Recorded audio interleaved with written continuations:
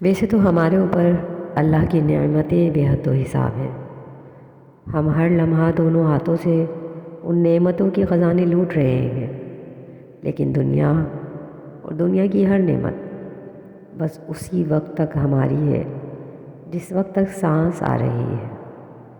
آخری سانس نکلی تو زندگی کے سارے لمحات بھی ختم، اور دنیا کی ساری نعمتیں بھی ہمارے لیے ختم۔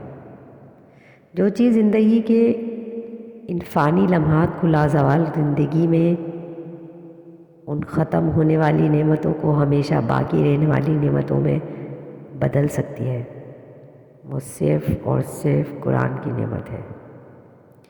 اسی لیے یہ دنیا کے سارے خزانوں سے زیادہ قیمتی خزانہ ہے۔ اسی لیے جس رات یہ نازل کیا گیا اس کو لیلۃ المبارکہ اور لیلۃ القدر فرمایا، اور جہاں اس کے اتارے جانے کا ذکر فرمایا، اکثر اس کا رشتہ اللہ نے اپنی رحمت کے ساتھ جوڑا۔ اللہ نے فرمایا، لوگوں تمہارے پاس تمہارے رب کی طرف سے نصیحت آ گئی ہے۔ یہ وہ چیز ہے جو دلوں کی شفا ہے، اور جو اسے قبول کر لیں ان کے لیے رہنمائی ہے اور رحمت ہے۔ اے نبی کہو، یہ اللہ کا فضل ہے اور اس کی مہربانی ہے کہ یہ چیز اس نے بھیجی۔